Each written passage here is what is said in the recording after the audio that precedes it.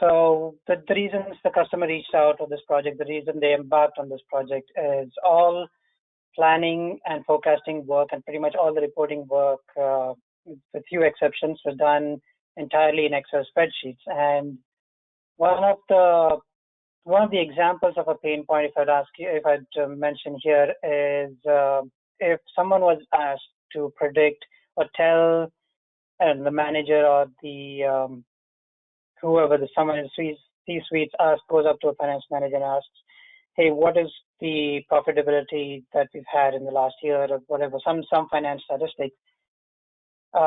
This person would then go to the GL, pull in all this information out into into Excel, and slice and dice it and come up with the numbers. Interestingly, if you go down two desks and ask some other person to do the same thing, you'll come up with two completely different numbers. So it was always a challenge to get an accurate number, but then you had to reconcile the two of them. And as the company grew, as you had more customers and the product volume increased, so I started adding more products, this honestly became very difficult to manage.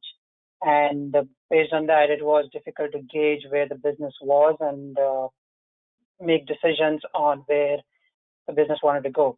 And finally, they did not truly have a view of the financials based on the customers. And that's something that this project was something, a deliverable that was asked of this project. So the end goal is to make sure that everyone is brought to a single platform and make sure that everyone is on the same page on the data that they're looking at. So no longer resorting to querying the GL ad hoc on demand, but instead have this platform that automatically pulls in that data, cleanses it, and has it in a way that the users can get to quickly and reliably.